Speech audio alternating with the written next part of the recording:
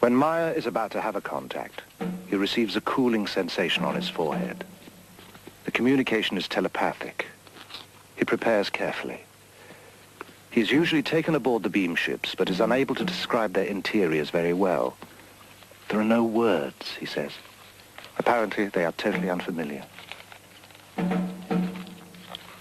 The gun is a precaution due to the threats on his life.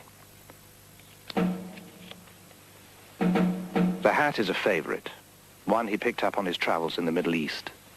The tattoo he received during a brief stint as a sailor. He dresses well because he can be gone for hours and the weather in these mountains changes constantly. The walkie-talkie is a necessity because he is often left far from where he parked the bike and must call to be picked up.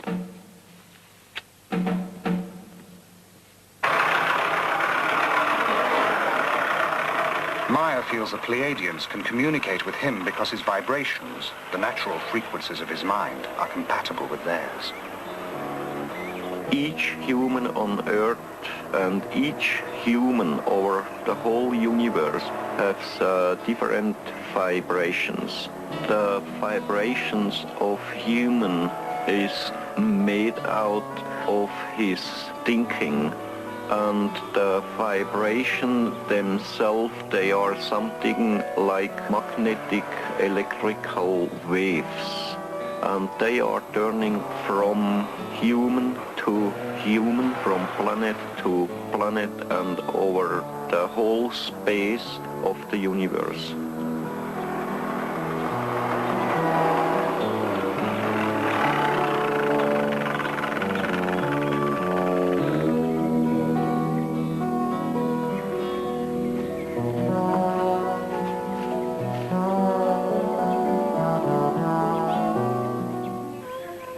When entering your terrestrial state, we must make an adjustment in our vibrational patterns. It is similar to you adjusting the fine-tuning on your communications devices. In our case, it allows for the clear perception necessary for an exchange to take place.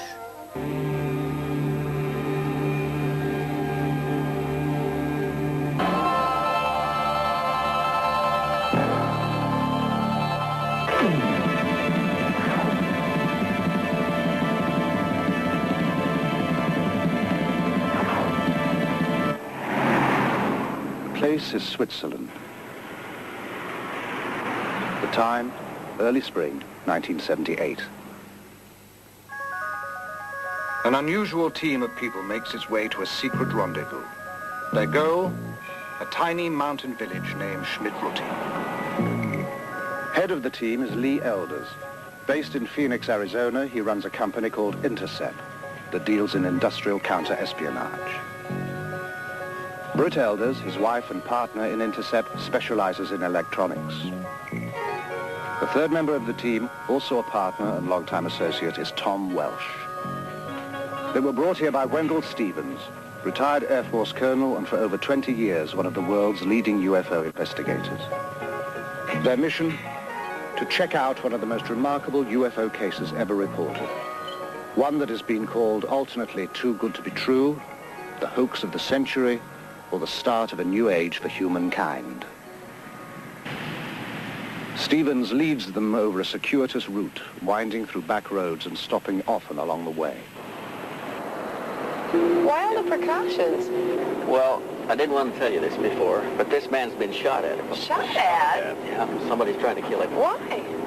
I don't know. There's some people are spooked by this whole thing, and he's being threatened.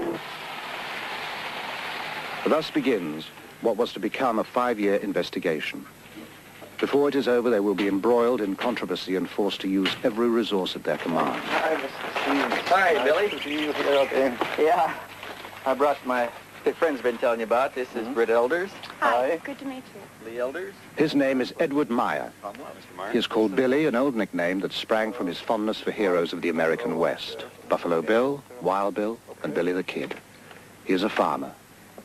He claims he has been in contact with beings from another world. Thank you. He also claims to have proof of these contacts. Mr. Meier, when did the experiences begin?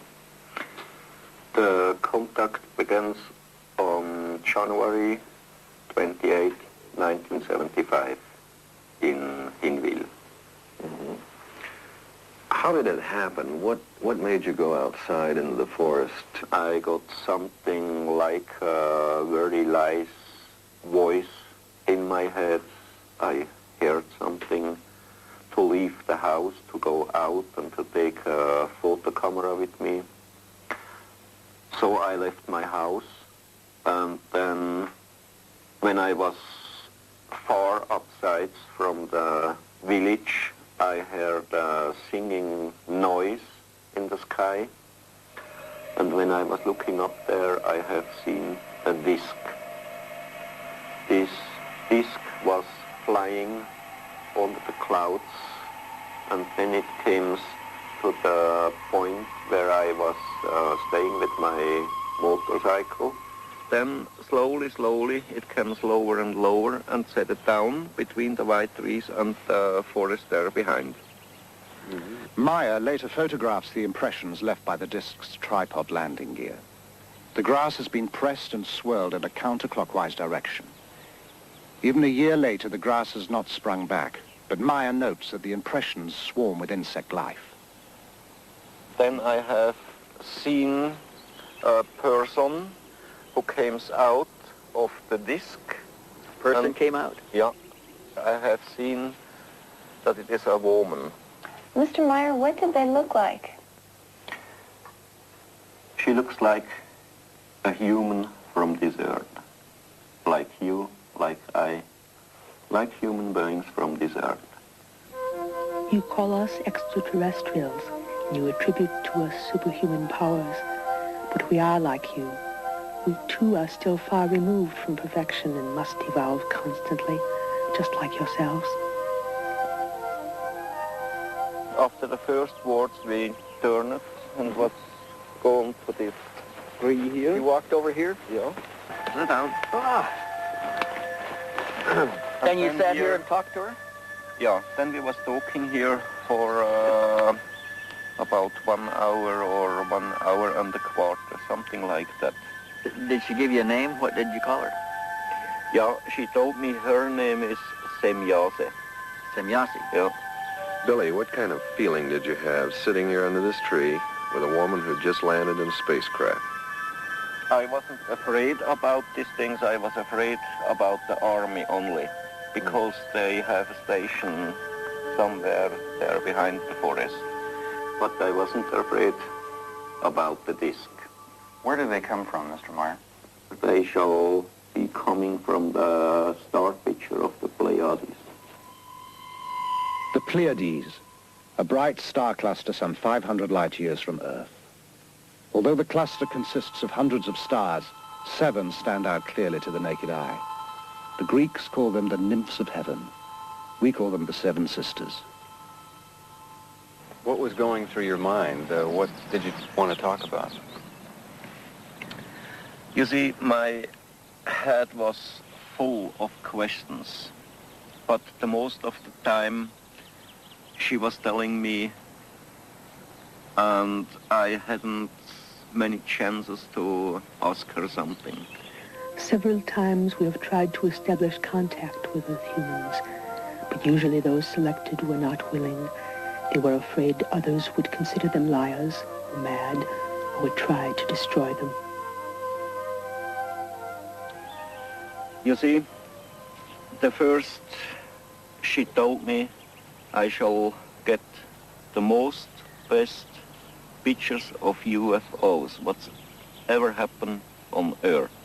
The second thing, I shall go out to tell the truth to the human on Earth, why they are coming to here, what reason they have, that they are coming to Earth not to harm us, not to make war, not to bring peace. Why are they interested in us, a society thousands of years behind them in technological development? According to Meier, we share common ancestors. Their forefathers were our forefathers. We are, in a sense, family. This is the place, Bergerumlikon, where I took that picture. Show us how you took the picture, Billy. Oh, Meier takes the team to other contact sites and demonstrates how he operates his cameras. I have here a small wheel to turn the film, and I can get the picture. You see, on this way I put on my camera. We're taking movies, right? With a film camera on a tripod, Meier can shoot stills with his 35mm camera at the same time. And then I can start to film. Here I got the movie when was the ship hanging there up, and when it after was jumping. By jumping, Meier means the ship disappears and reappears. From that out, I always got the electrical hit. By electrical hit, Meier means an electric shock. He also noted a light shift at each event. On this place I had one... Meier takes the investigators to over a dozen sites, describing the craft, which he calls beam ships, and relating the information he says the Pleiadians gave him. You see here, the road, and on the middle of the distance to the road was the ship hanging in the air and bubbling in a very strong wind.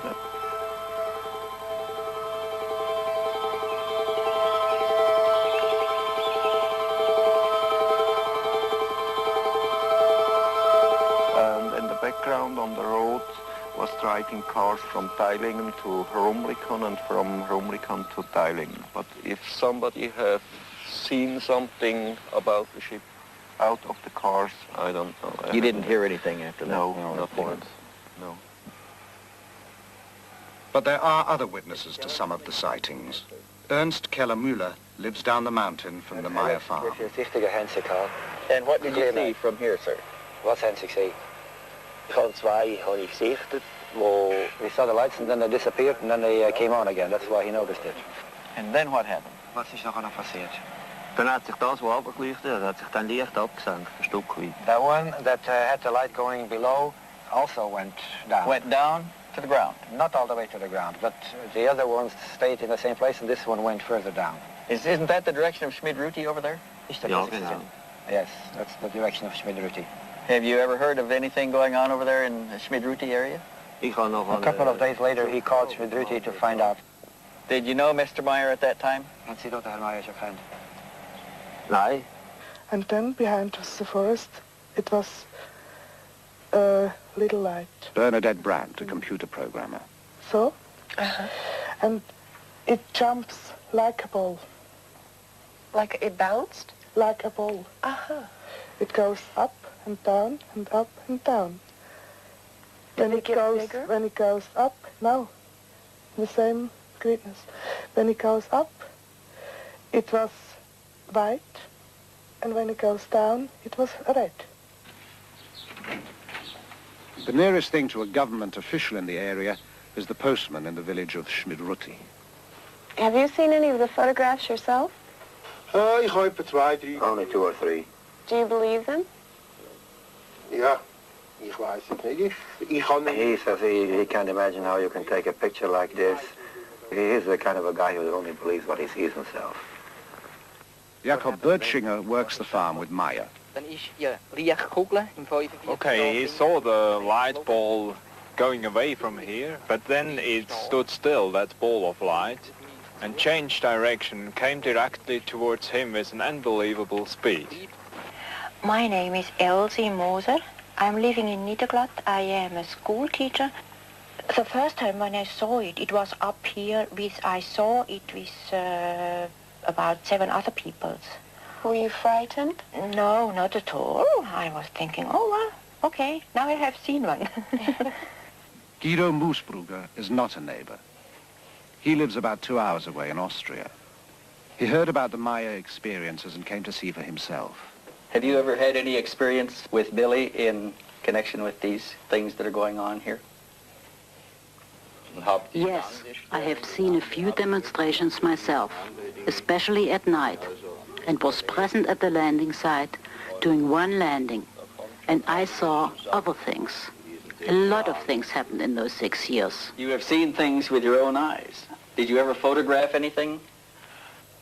I was allowed 2 times to photograph at night.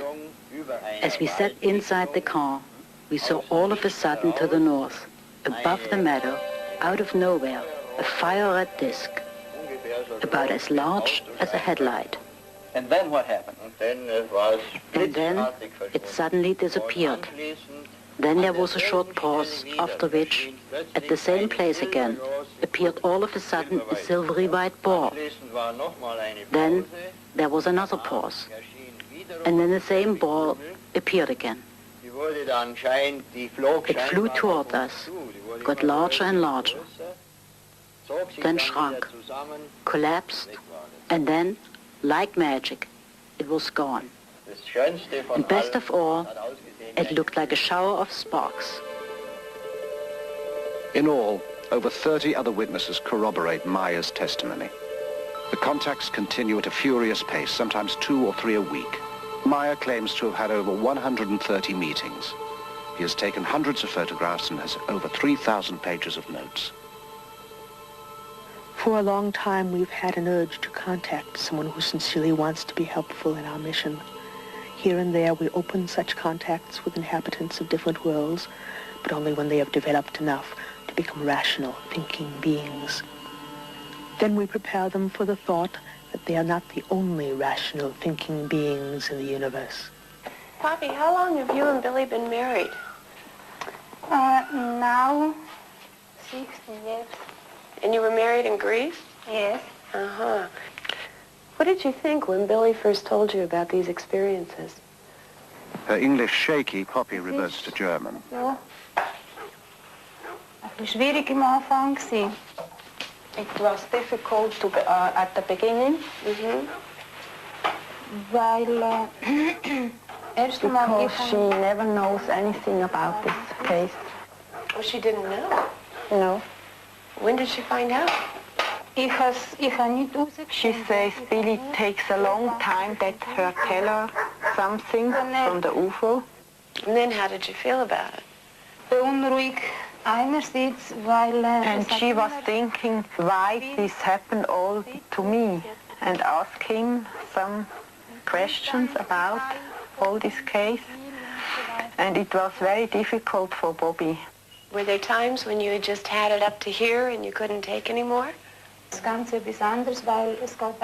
She never was thinking to leaving this whole case, but she was crying and fighting against Billy and against the whole case. At one point, Poppy admits, she was so fed up she burned half the photographs. Today the feeling is other because she knows very well about the whole case and things about the Pleiadians, and this is very important for her. Listen here.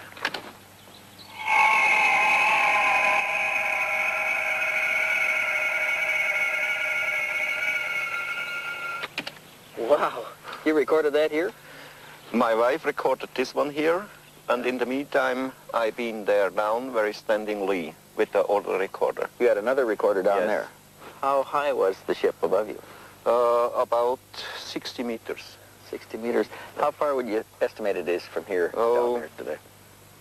I think some 300 meters. The sounds bear no resemblance to anything Stevens has heard before. Meier gives him both tapes for analysis.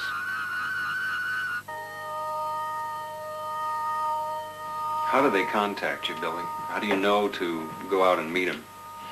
Yeah, that's a simple way. If I hear the order in my head to go to a contact, then I leave the house or just the place where I stay at the moment, and then they will guide me to the place where they pick up me. You say they're advanced technologically. How far ahead of us advanced are they? They are about 3,500 years in their experiences about technology. They study us because we represent an earlier stage of their own evolution. They made a very interesting observation at one point. They said that if we could now concentrate Earth's energies and resources, we could achieve all that they can do now in about 300 years of our time. Yeah. Is there? If you've been in the ship, why not photographs inside of the Pleiadians themselves? It's impossible to make it because there are powers inside, they always break the film. He's taken a number of rolls of film, and when they're developed, they're usually black. They've got anything that's wavy lines through it. So you're I lose it so hundreds of films. Why are they here now, and what do they want? You see, they don't come here to harm us. They don't come to start trouble here or war or to overtake the earth in their ruling. They just see us here as their little brothers or something like that. And they want to bring real teaching of the natural life and of the spiritual belonging, spiritual teaching, spiritual life, and all this. But they must want something from us. They just want nothing. Nothing. You see, for the human on earth, it's impossible to believe this, but that's really the truth. They just want nothing from the humans on earth. The session goes on for hours. To every question, Meier has an answer. The investigators are unable to shake him or to find flaws in his story. Overwhelmed by the evidence they have gathered, the team meets to plan the next stage of the investigation. We're getting it all. We'll leave tonight? Yeah. Okay, on Meier. I think Meier is a very sincere and honest type person. What do you think, Steve? Has anything changed since you were here? The man seems to be the same, but there's some things changing around him. He's better off. He's got more people around him. More things are happening, but he still is basically sincere. What about the psychological aspects to the man? Do you think it's possible that he's a little schizoid? I mean, it's difficult to tell if what he's saying the Pleiadians are telling him is actually coming from them or coming from him. Well, how do you determine that? Well, we can never prove Too many that other people aspect involved. of the case. Others have seen the same thing. There's a terrific cross-section of people here. You've got a school teacher, you've got a commercial pilot, you've got a businessman, you've got a CPA. They're as good as any average cross-section of society we've got. And they all tested him themselves to their own satisfaction before they ever got this far. Well, I think we ought to go back and throw the book at this one. Everything we can, top technology we can get involved. And I think we ought to let the chips fall where we may and just see what we find. We're going to run down and say goodbye to Meier, and we'll tell him goodbye for you. Give him my best. Okay. I'll see you later.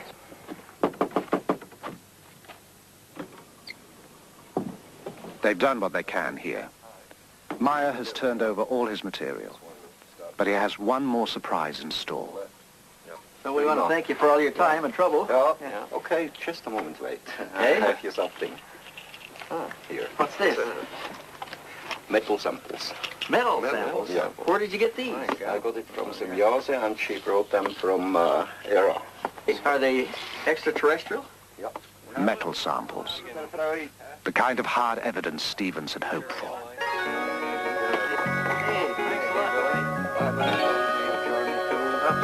Wendell. Another time.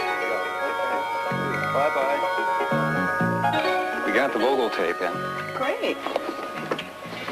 Back in Phoenix, the investigators begin to sort out the massive material Meier gave them. There are hundreds of photographs, the 8mm films, sound tapes of the beam ships, and the fragments of metal. They know they will have to call in scientists from a variety of fields to help assess the evidence. The task appears monumental.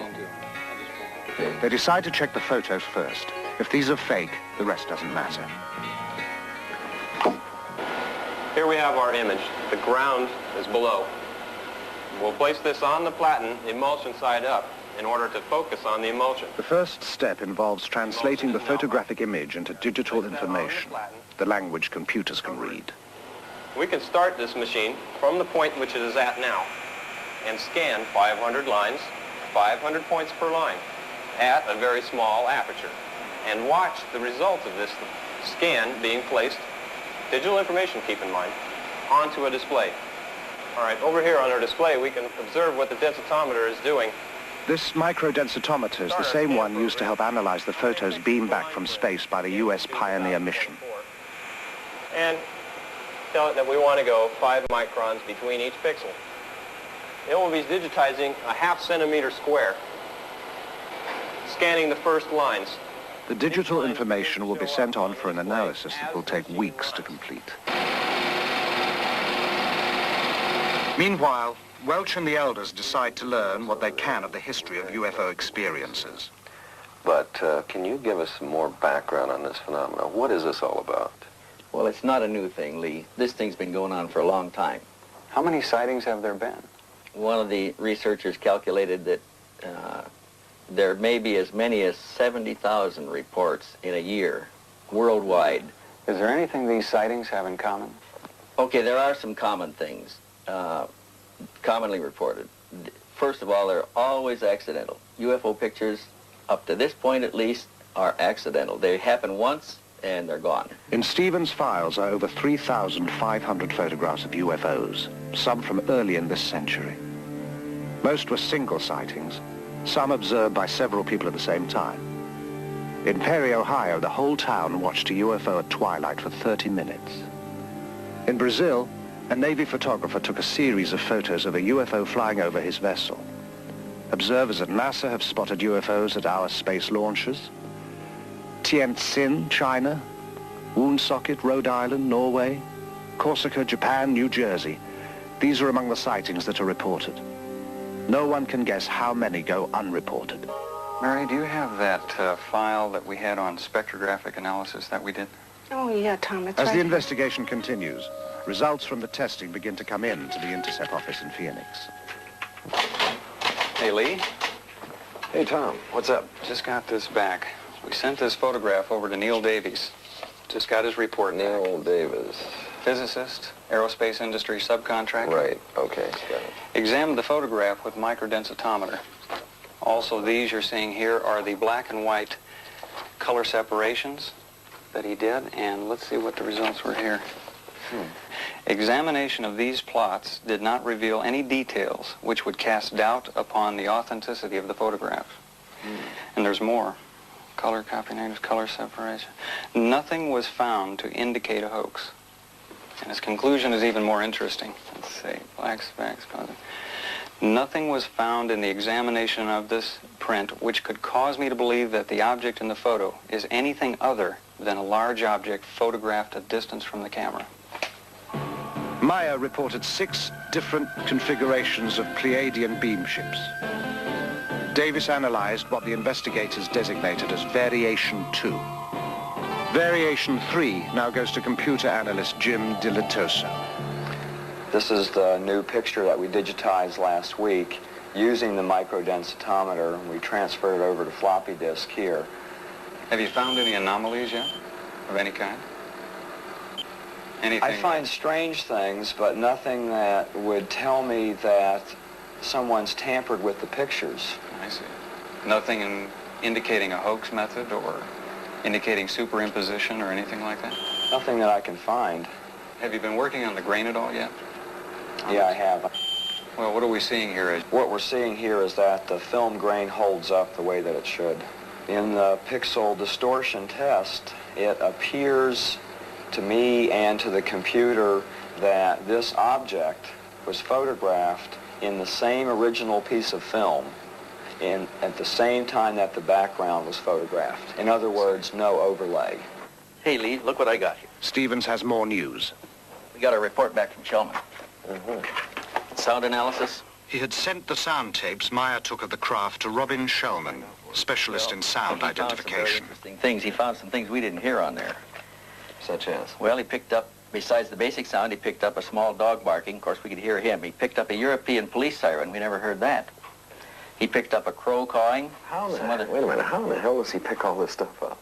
How does he determine the sound? They've got a sound bank back there that they match sounds in. They can identify known sounds. Okay, on this sound bank of his, anything there to match it? We have. He said he can't match the basic sound. He can match all of the other sounds on the tape, but he can't match the sound of the object itself, the emitted sound. Now look at this. He's concluded up to this point that the machine must have been built for a specialized application. recognizing the sounds from such a machine may be difficult.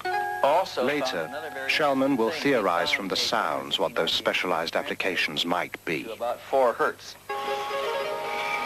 Picked an area here that... Next, Stevens takes the metal fragments to be examined under the electronic spectrometer to determine their a typical components. looking area in the sample.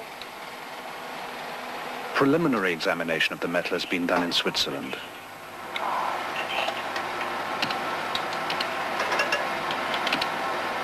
And we've got little marker bars here that we can line up on each peak as they come up. This one indicates we have silver there. Over here, let's see. We got some copper, small amount of copper. It looks like about all that's in here at the moment. The big band here is silver, though. The big one is silver. Later analysis of other fragments also reveals small amounts of thulium, a rare earth element that is difficult and costly to extract here. This is one of the... Because of the unusual nature of the findings, the fragments are given to chemist Marcel Vogel, an expert in crystalline structures and inventor of many substances used in computer components. The first specimen I looked at is a metal specimen, which I classified as F1. This is the appearance that it looked at, rather golden colored on one side, silvery colored here. We find that in truth it is silver and a small amount of copper. We look at it here, this same area here under polarized light. What is unusual of this small specimen is both highly crystalline nature, and suddenly we come to a metal section as we see here, and it showed a combination of metals that I've not encountered in any normal bit of metallurgy, both crystalline deposits and metal. Now, we, with any technology that I know of, could not achieve this on this Earth's plane. I could not explain the type of material that I have and its discreteness by any known combination of materials. I could not put it together myself as a scientist. It's also a challenge because I showed it to one of my friends who was a metallurgist, and he shook his head. He said, I don't see how it can be put together. And we find that in this area there is evidence of machining, that there are striations which look like the sample has been worked mechanically. It doesn't look like anything that we've made here. At this moment, I would feel very much inclined to accept what was given to me as being true. Computer analyst Jim Delatoso has some new findings to show Welsh. Let's go back and look at this picture again and get some information about the edges. I've discovered this interesting program for measuring the edges of things and comparing it to all the other edges in the pictures. Based on the relationship of those edges? The width of the edges and the properties in the edges. So we're stretching the data in the edges so we can count how many pixels wide it is. And it's very interesting what happens when you stretch them out, because it becomes very clear. Pixels, these little squares, like building blocks, and pretty easy to count. So this one ranges from 5 to 7 pixels wide, this edge. So we have our range here is from 6 to 8. Now what this tells us in looking at all of the edges on the object is, first of all, that it's not a flat piece of plywood hung in the air, or it's not a paste-up that was done. It actually has shape to it. And in this case, a very wide range, which has to do with focus. Some of the object is more in focus than other parts of the object, which tells me right off at that point that we're dealing with something of size to it. With all the data they have amassed, the investigators have also come up with a lot of new questions. While they debate the necessity for another trip to Switzerland, a sudden crisis jolts them into a decision. There has been a phone call from Meier. Halfway between Phoenix, where the intercept offices are located, and Tucson, where Stevens lives, a spire of rock rises out of the desert floor. Part of the rim of a long-extinct volcano, Picacho Peak is noted locally as the site where the last battle of the Civil War was fought. It is here that Lee Elders and Stevens meet, when necessary, again, far from curious ears. This time, Elders brings a disturbing message, one that will add a new urgency to their work. Hey, Lee, what's up? Hey, Steve, how are you? Good. What's going on? Oh, God, we've got some problems. Problems? Yeah, I just talked to Billy today, and someone tried to kidnap his daughter. What? Nina? Nina, right. God. Billy got there in time. It was two men. They were in a car. They used a knife. They tried to force her into the car. What about Nina? Is she all right? She's fine. No problems. He fired at one of them, and they escaped.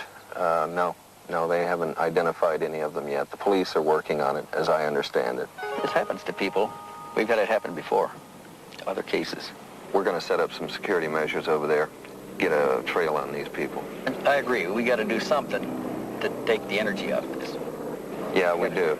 We're going to go back. You want to go? When can we go? Very soon.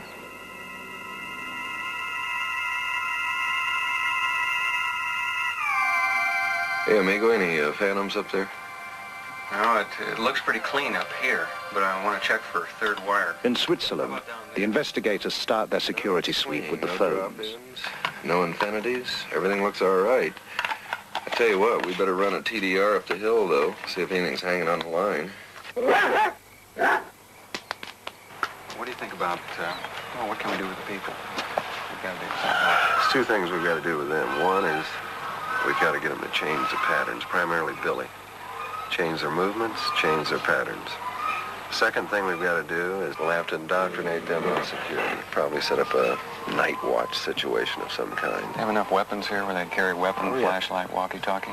Carry the whole thing. Patrol the grounds at night. New additions to the farmyard since their last visit include a pair of peacocks whose raucous squawks make them as effective guards as the farm geese. There are new photos, too, and more film. In some, the beam ship hovers by a tree. Meier says they use trees as a kind of magnetic ground. Two or more ships in the same shot are almost unheard of in UFO photos. Meier has dozens of such pictures.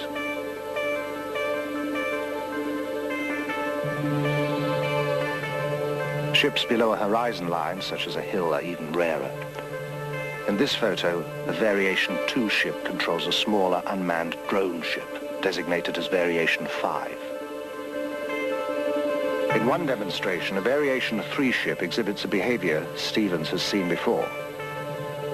We have often reported a nipping flight. We also have a wobbling flight, where it wobbles around a vertical axis. The bobbing effect, Meier explains, is due to the ship riding the waves of the Earth's magnetic field, much as a boat on the ocean. What size is that ship, Billy? They told me it's 7 meters. One of the most frequent spots for the contacts is Obersadeleg, a wide valley just 10 minutes from the farm at Schmidrutti. Here, Meier took one of his most spectacular series of photographs. Between both roads. And you can see here these lighty trees here. That's there up. And here on the left side, this hill. What's happened there behind. Yeah. And the trees here down, it's that one there. Yeah. Okay, then where did this come in? This picture I took there. If you go left side a little bit, here, if you go down, like this way here. The beam ship stayed in the area for almost 20 minutes, flying slowly, often skimming the treetops, sometimes just hovering in place. And the ship was a little behind them when I took this picture. And just now the trees are growing up in the last months. They are about 1.5 or 2 meter higher than at the time when I took this picture. Then where did it move? It left that place to the left side. Something like... Yeah. like this. And then it was moving over there. You see here the small tree, where it's happened there. This one, that's that there. Did it come across in front of the trees like this? Yes, yes. And you can see there behind, left side of this one, this tree, the higher one there. Yeah. And after this picture, I got the other one to that position there. Further over? Yeah. Wait a minute, I think we got another one in here now.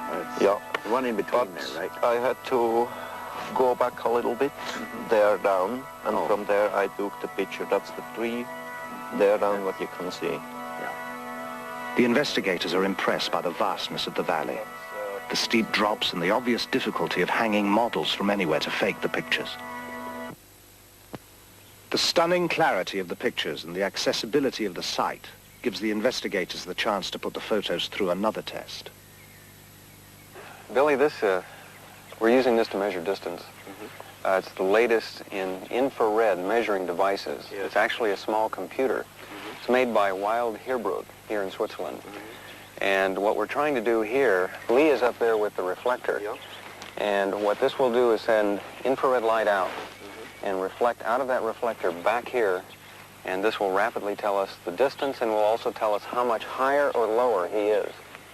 That's about where you're standing, right there. That's right, the place, yes. Okay, we'll go to on systems. The precise measurements and photos are fed into the computer. The edges of known objects, such as the trees and the hills, are translated into pixels.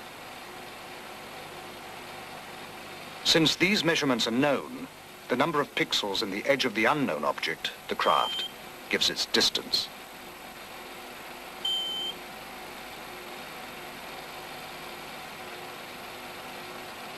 The beam ship is determined to be just where Meier said it was. Simple triangulation then gives its size, 7 meters, or about 21 feet in diameter. Billy, how many sightings? By now, the investigators have made over a dozen trips to Switzerland. The case takes up more and more of their time and taxes their ingenuity. Each test leads to another, and every result is double and triple checked. To test the possibility that the Meier photographs were made using small-scale models suspended by transparent monofilament, the investigators bring with them a detailed model of a beam ship they identify as Variation 2. While Welsh flies the model on a hilltop above the farmhouse, Meier and Stevens snap several rolls of film. The camera Meier is using is the same one with which he took all the other pictures. The results are impressive. To the naked eye, some of the photos appear genuine. Those photographs, they're interesting. They look pretty good. Pretty good. I saw one difference in them, and that was that those models look white. They don't reflect that silver gleam like the pictures that Billy had. You want to look at the focus in them, Dave? Hi, guys. What's Hey, Tom. what are you talking about? The pictures. Oh, yeah. Some of them looked pretty bad, but some of them look pretty good. I think we ought to test them. Pictures of the model are not all that good. In the pictures where he focused on the model, the horizon is out of focus. Where he focused on the horizon, the model is out. We should put them in there for comparative testing under computer analysis. We've got to have that comparison. So when we look at models, there's a variety of things that are different. That object right there is solid. It's one solid color. There's very little contour in it compared to other objects that are in the photograph. There's no contour to the object. Remember when we looked at the other photographs that were taken by Meier, the width of the edges ranged from 4 to 9. Point of the story. This is a small model. It's easy to tell small models. We tested that fighter sequence, and that came out pretty good. We didn't find any strings in there. And when we got through blowing it up in the computer, we had the outline of the Mirage fighter, everything. The incident occurred at Schmarbühl. Meier claims the jet made 22 passes at the beam ship. Computer analysis using the information from a known object, the Mirage fighter, shows again that the beam ship is the size and distance Meier claims. What'd you find out from the base? You had some investigation going in They're that pretty area. tight here on military security, but they won't let us talk to the pilot.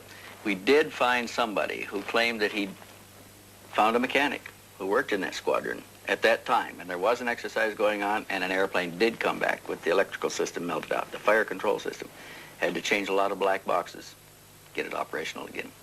What about Meier? What are we going to do with him? I think we ought to put it to him, you know. Let's go for the man, find out if he's telling the truth, and put the full court press on him. Billy, this is a psychological stress evaluation test, better known as PSE. What we're going to do is ask you some questions. It's like a lie detector test. Yeah. Would you agree to doing this? Go on, start it. Okay, first question. Is your name Edward Meier? Yes. Could you speak a little louder, please? Yes. Have you taken photographs of Palladian spacecraft? Yes. Do you ride your moped? Yes. Do you receive your mail at Schmidrudi? Yes. Did you fake the photographs taken at Ober-Saddleegg with a model suspended, wait till the answer, or wait till the question is finished, suspended by a string? No. Let's do that one more time, okay? Wait till I finish. Do you live in Switzerland? Yes. The tape is taken back to be analyzed by Bob Phelan, a former criminal investigator with the Sheriff's Department of Colorado and a specialist in lie detection. Question 4 was the first relevant question you asked him, is have you taken the photographs of spacecraft?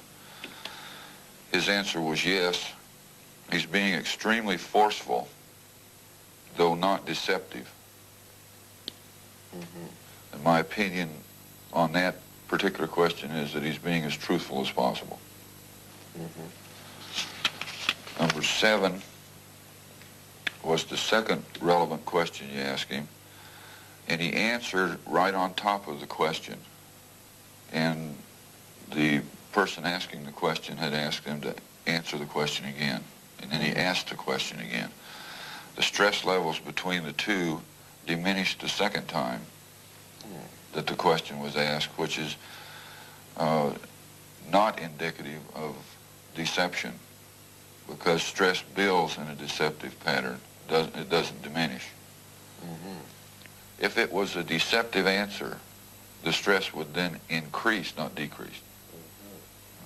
Now, something was extremely interesting to me was the 8th question you asked him on, do you drink coffee?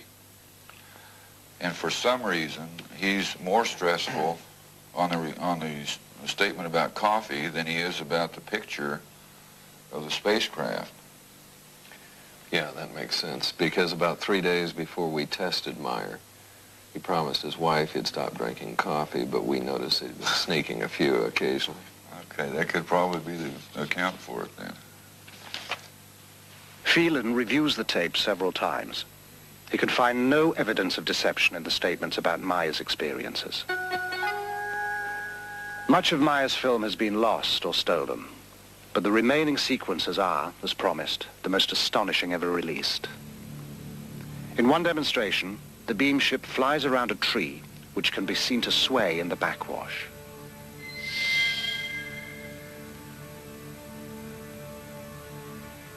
Once again, in slow motion.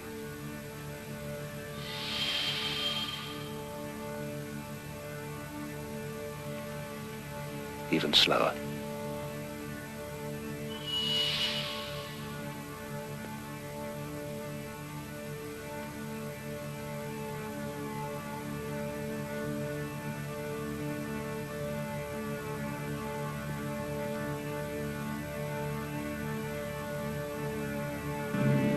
Later, Semyasi brings a new beam ship to pose for Meier's cameras.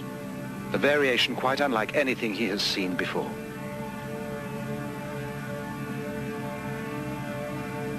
She explains, as best he can understand it, the function of the spheres for propulsion of the craft in interstellar travel. The sound of the new beam ship shows marked differences to the sounds of the other variation craft. Meier tapes these as well. The tapes are taken to electronics consultant Niels Rognerud and sound engineer Steve Ambrose for examination. The frequency components of the signal. Yeah, what does this mean when they're all together like that? What you have is you have many tones happening at the same time, and right now they're aligned. Now they're disaligning. They're out of alignment. They're very much out of alignment. Now they're starting to centralize on one. It's not as though maybe before you had 10 different frequencies at random and then all of a sudden 9 dropped out and you only had 1 left.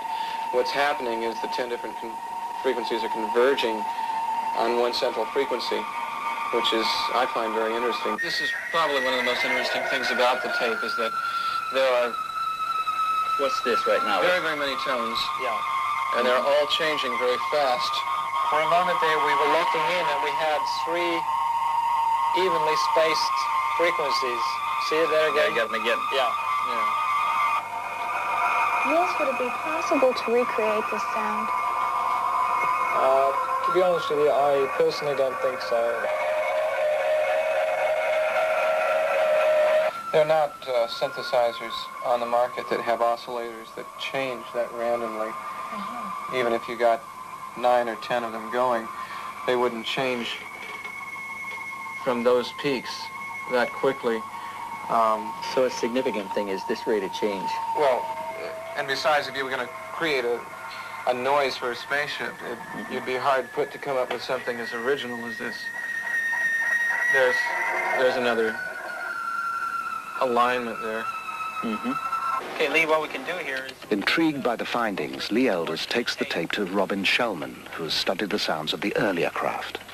We're showing this throbbing, modulating beat that we hear on the tape. This beat, or modulation, occurs at these frequency peaks. Each one of these peaks is a discrete frequency.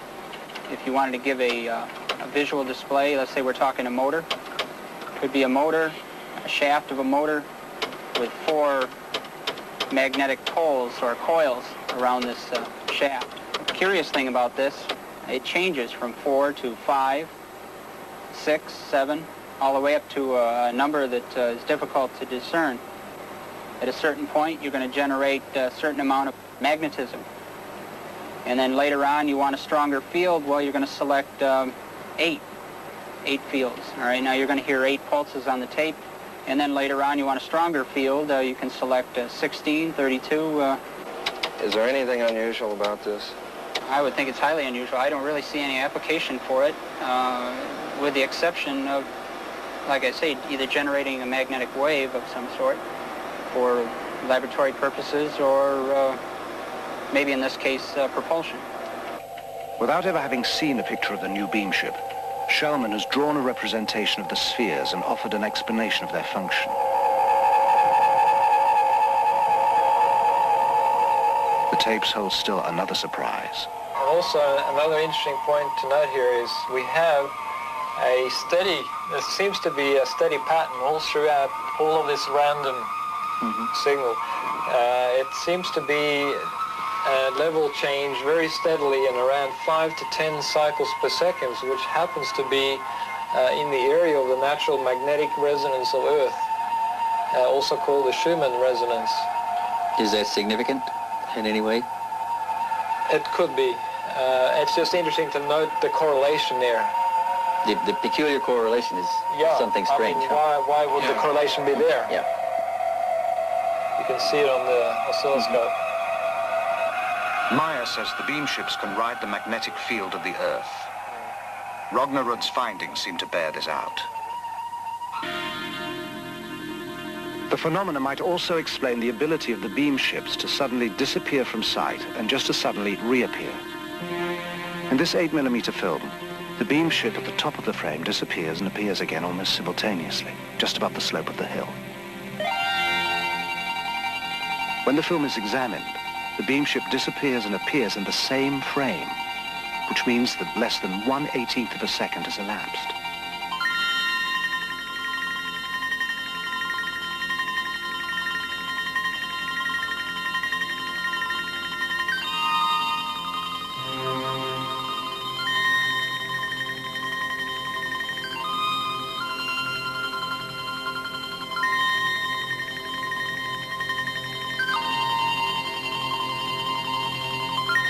In order to complete their background research, the elders visit Scotland to talk with John McVeigh, a member of the Royal Society of Astronomers, and a published authority on the structure of the universe and the possibility of interstellar travel.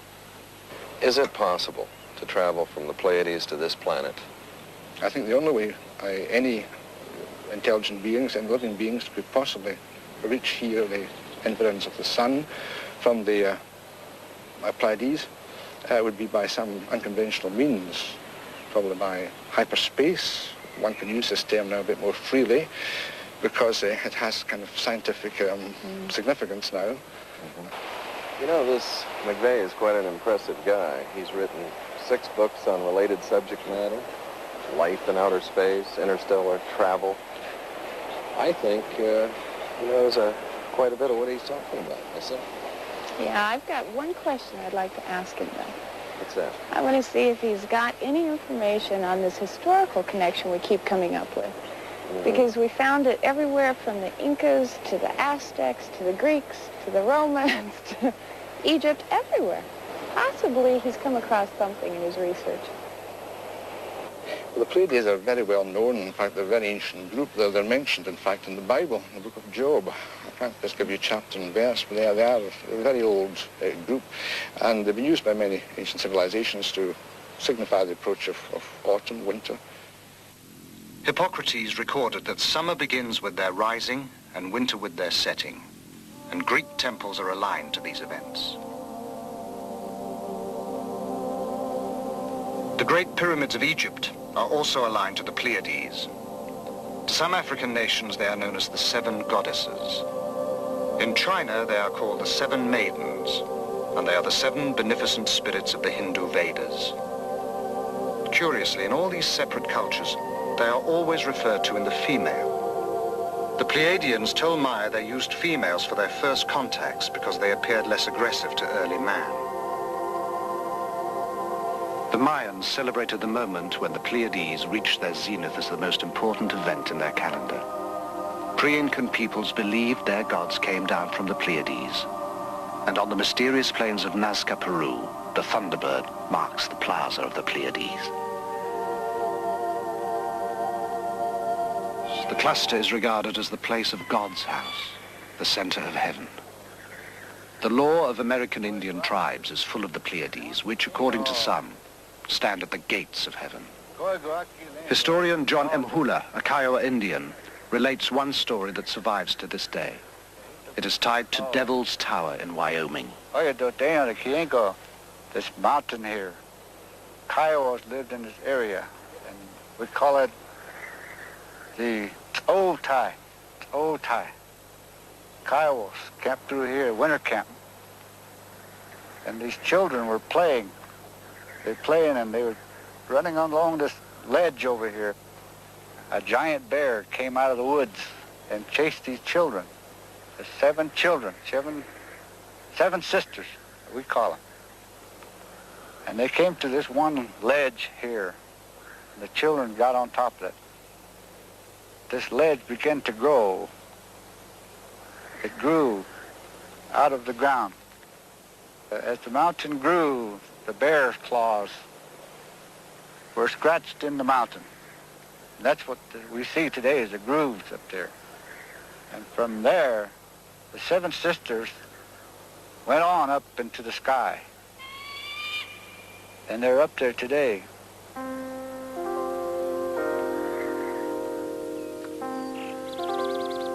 The Pleiadians today, they wasn't created and born on the Pleiadian planets. They came out of the planets of the system Lyra and Vega. But they was not created there because their forebears came from some other planets and other galaxy somewhere into space. Those space travelers who were the ancestors of Earth races came from star systems differing from yours in many respects. When these ancestors came to your planet too, there were already humans developing here. Since in the universe there exist many different colored peoples, races developed here that were able to adapt to the conditions in different parts of Earth. We can see also we not are the baddest races in the universe. How many sects go to tell and to say that the most bad thing what's happened over all the universe shall be the human being on Earth. It isn't true. There is trouble here and there is trouble somewhere else into the space on other planets too. There remain only a few questions to clear up, but one of them has perhaps the most bearing on the Meier case. If his story is true, how did those beings accomplish a journey of such staggering distances? The investigators put the question to Alan Holt, an astrophysicist who works with the US space program, and David Froning, a specialist in spacecraft design for that program. Gentlemen, is faster than light travel possible today in our technology, or is this still just theory? There have been physicists that have been so bold and brave as to actually postulate the existence of particles that travel faster than the speed of light. And they have called these entities tachyons. And they have shown that the existence of such faster-than-light entities may not violate known laws of physics. I've worked on a kind of a field theory approach, which is basically an extension. I like to view it as an extension of Einstein's last work on a unified field theory. I really think that everything is pointing to a breakthrough that will make possible faster-than-light travel. Now, not all physicists will agree with that. How would it work? The spacecraft, based on the propulsion concept I proposed, would use a field resonance effect to effectively jump into hyperspace, disappearing from space and time in our solar system, and then reappearing at a distant star. At the journey's start, some distance is traveled and some time taken getting out of the solar system is shown by the curved line at the left. Then a hyperspace jump covers most of the distance with almost no lapse of time. Some time is taken again decelerating to the target, the curved line on the right. What shape would such ships have to be to make such a trip? I initially came up with this design, with a central circular symmetrical shape. This top figure shows the field resonance system in its space-time jump mode, where it initially rises up to a certain point, and as it rises up, as the pattern gets closer to the resonance point, the colors can change, showing the higher energy flow. And you do get an effect in this concept that is very similar to what is observed in some UFO sightings. Okay. Dave, concerning the Pleiades, they're about 500 light years away from our planet. What would you estimate the time in this form of travel? Well, we're talking about on the order of 8-hour transit times between the Earth and the system such as the Pleiades star cluster. According to Meier, the Pleiadians make the trip in something over 7 hours. Meier also says that the Pleiadian beam ship's use of the magnetic field of the Earth is something our scientists are close to being able to accomplish as well. The team had shown the Meier material to a variety of experts in an attempt to learn if any of it could be duplicated. They estimated it would require expertise in at least a dozen different fields, including metallurgy, astronomy, ancient history, and psychology. The panel concluded it would take over 10,000 man-hours and cost in excess of $1 million to duplicate the evidence Meier has. At that, the computer could still spot any fabrication. When we bought this center here, it was a picture like at the World War II end, and when we bought it, nobody of us had any money. We was working practically day and night for several years, many times 22, 23 hours a day. And so we built it up everything here up on the land, and so it grows slowly, but it's all real, our handwork.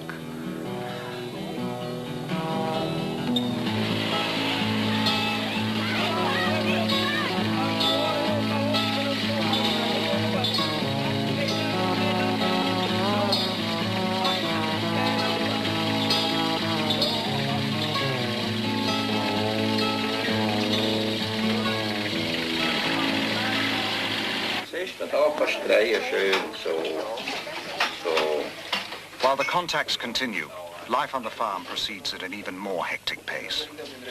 To help free Meier, volunteers take on a lot of the routine work. But their very presence, their questions, even their enthusiasm create as much strain as they relieve.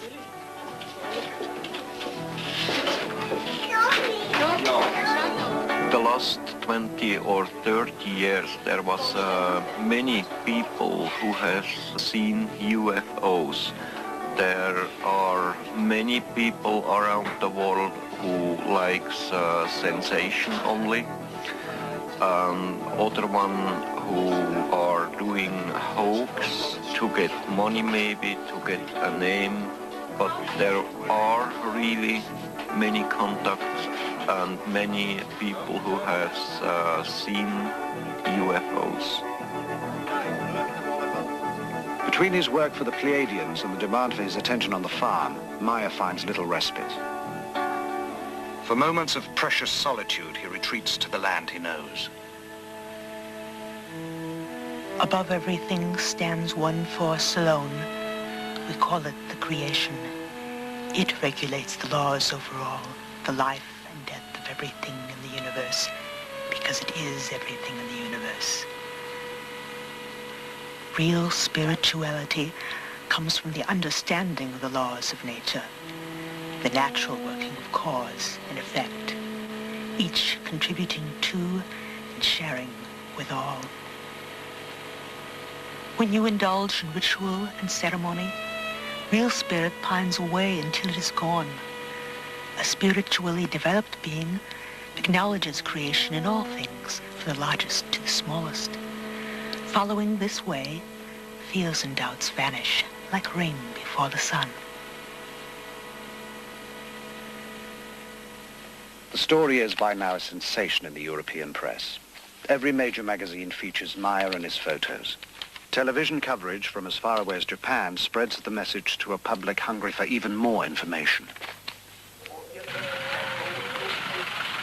The quiet farm is suddenly a mecca, inundated with visitors eager to meet Meier, see the photos, hear his experiences firsthand. Agapula, come exo. Åter mig in exo, mi laj mig oftast.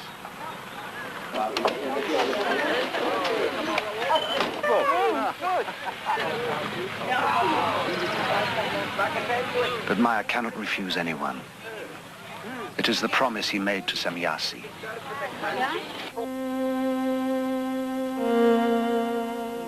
You have whole organizations which investigate our beam ships, but they have little material which is really authentic. However, the authorities already know much about our existence, but they continue to deny the fact of our existence, or even the fact of their research.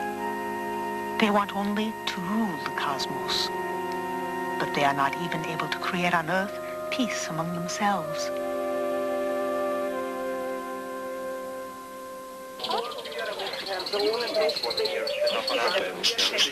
Many of those who come seek answers, assurance, even the promise that someone or something will save us. If we want peace and knowledge and love and everything here on Earth, we have to change everything by ourselves as human beings from this Earth.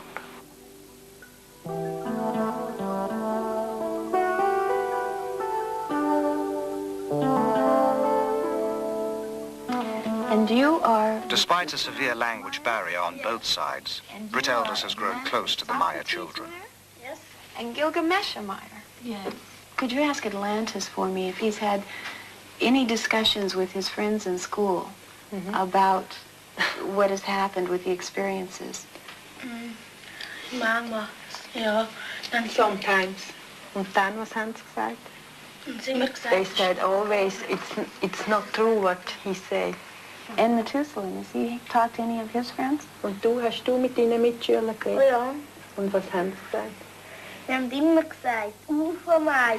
He said they make jokes with him and said to him, UFO Meier like this.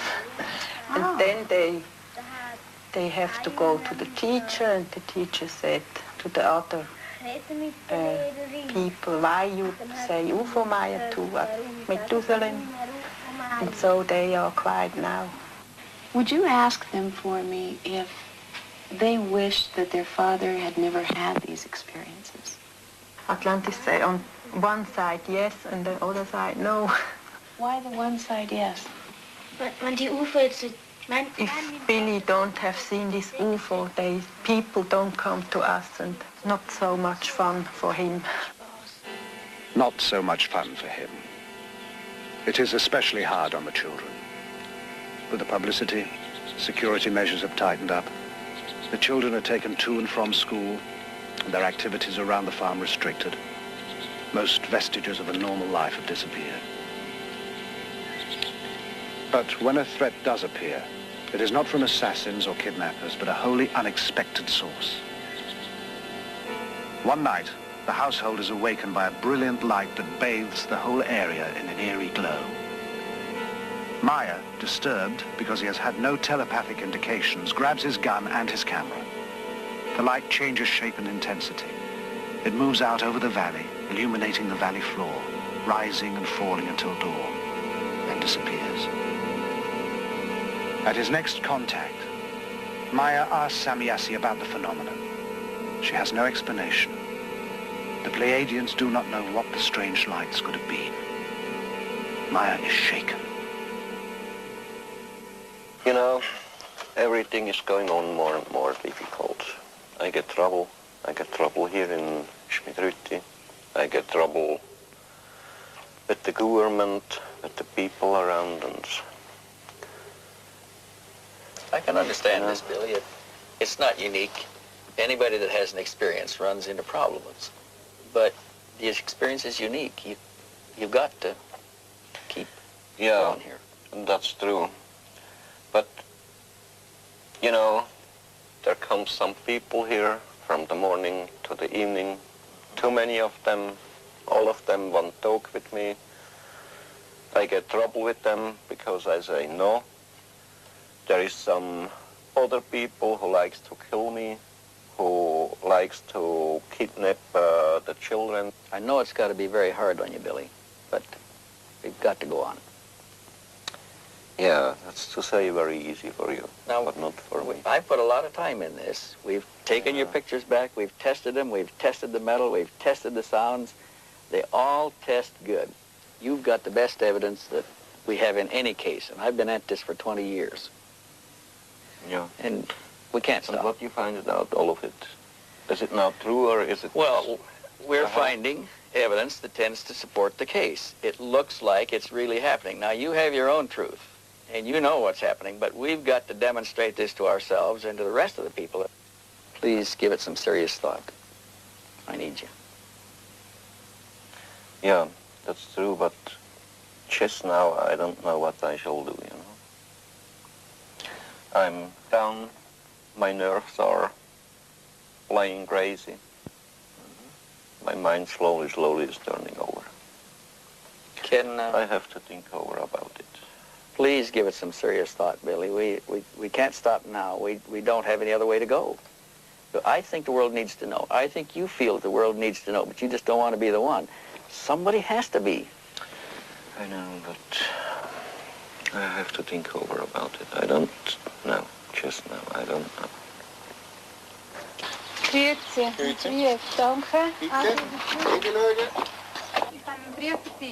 At the bottom of despair, an incident occurs that will reaffirm Meier's faith and give him the inspiration to go on. Stevens forwards a letter he received from a woman who had been seeing her daughter off at the Zurich airport. She shot several pictures, the usual departure shots, ending with a shot of the plane taking off. When it was developed, An object she had not noticed in the viewfinder of the camera had been captured on film. From the configuration, Meier recognizes it as one of the Pleiadian beam ships. Now he knows he is neither insane nor alone. For myself, I don't worry. I know the people over all the world calls me sometimes foolish, but too there is some other people who is thinking a little bit, there is other people who is thinking much, and then I don't worry if some of them calls me foolish or mad. Then I think it's very necessary to fulfill my mission, and I don't care about my health, I don't care about my life. If I have to lose my health or my life in fulfilling of my mission, then I have it to do.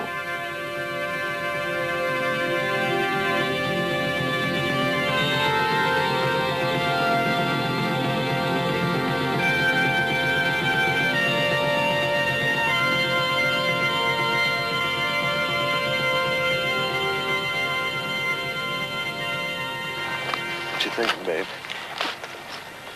Oh, I was just trying to figure out how many times we've been here between the four of us. We've been here a total of almost 20 trips. Wow. 265 days. That's collectively between all four of us. And we're still searching. But I don't think there's much more we can do in the investigation end of it. I think it's pretty tight. I agree with you. I think we've reached our limit as far as an investigation is concerned. I think maybe now what we should think about doing is telling other people what we've done in the investigation and what we've found. Try to take some of the stigma off of it. I think we should talk about it and let everybody make their own decisions. Okay, wir sind heute also zusammengekommen, weil ich Berichte bekommen habe vom Lee. The investigators are anxious to release their findings. Meier realizes this will expose the group at the farm to even greater pressures. He puts the issue to them, emphasizing that with wider publicity they can expect even further disruptions in their lives. But the others too feel it is time. They will do what they can.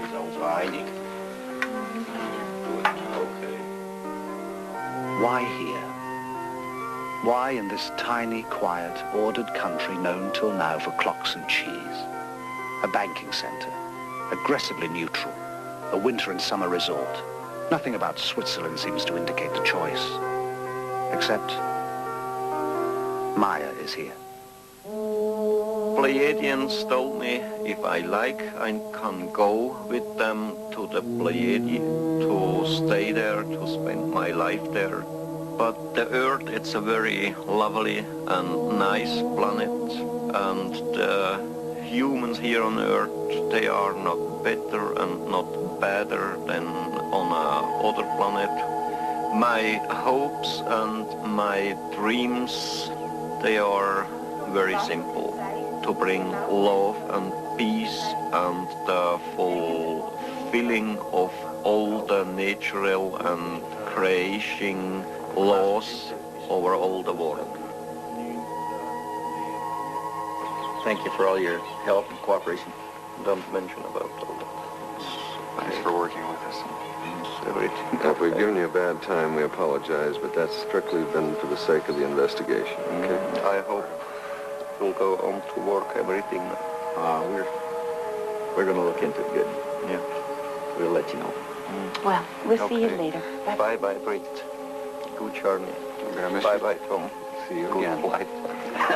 So, Cheers. Billy. Wendell. Yeah. Bye-bye. Kelly, it's been a pleasure. Bye-bye, Lee. Yeah. Lee, just a moment. They still comes. They are working here together with us. They don't leave so early. They will stay here for the next couple of years. So, they are among us now, watching, perhaps waiting for us to join them.